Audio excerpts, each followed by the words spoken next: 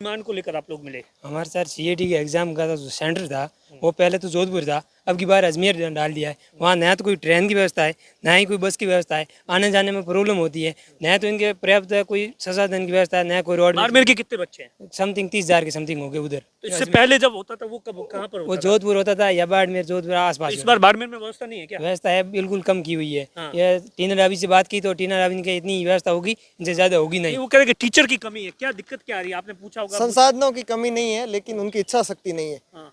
हमने माननीय आलोक राज जी से बात की, उन्होंने कहा कि जिला कलेक्टर ने ये कहते हुए कह दिया कि यह हम व्यवस्था नहीं करवा सकते।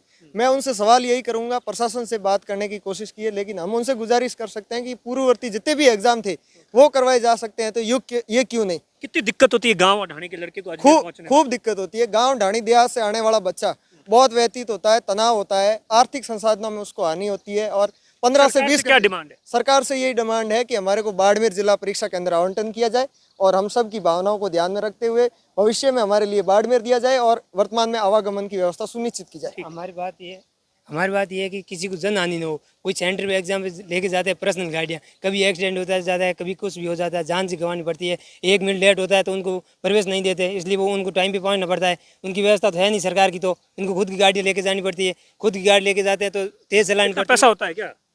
बहुत पैसा लगता है, खुद की किराए से 10-10 हज़ार किराए के करके गाड़ी को लेके जाना पड़ता है सेंटर पे एग्जाम देने। 1 मिनट लेट हो जाते तो अंदर नहीं घुसने देते हैं, और सरकार के खिलाफ हजारों हो उसको कोई निगरानी नहीं देते हैं। और स्टूडेंट की एक भी गलती पर इतने सब ये कहते हैं अंदर प्रवेश नहीं देंगे, वैसा नहीं देंगे। इसके लिए 2 दिन पहले जाना पड़ेगा? 2 दिन पहले जाना पड़ता है। वहाँ रहने की, ठहरने की, खाने की, पाने की सब व्यवस्था करनी पड़ती है। बेरोजगार स्टूडेंट इतना बजट कहाँ से लेके आए? पिछली सरकार थी तो उसने जो फ्री की व्यवस्था, तो वो अभी यहाँ पर बस ही नहीं है। 2 बस 40 हज़ार कैसे स्टूडेंट जाएंगे? और बोल रहे हैं कि यहाँ से जोधपुर चले जाओ। जोधपुर जाएंगे तो 18 लाख लोग हैं टोटल, उनमें सभी का आगमन तो होगा ना, वो कैसे जाएंगे? पॉसिबल है? ये पॉसिबल ही नहीं है।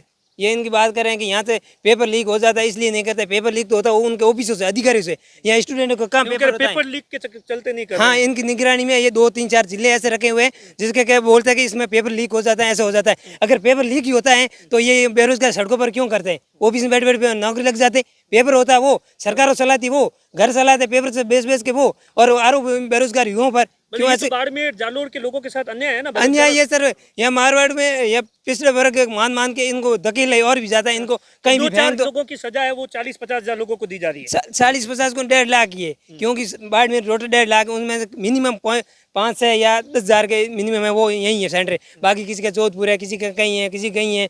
पहले हमारा जोधपुर था, वहाँ आपकी व्यवस्था हो गई तो अब की बार अजमेर क्यों की है? वो जोधपुर कर देते अगर आपको यहाँ से ज़्यादा दिक्कत थी तो। ठीक, थैंक यू।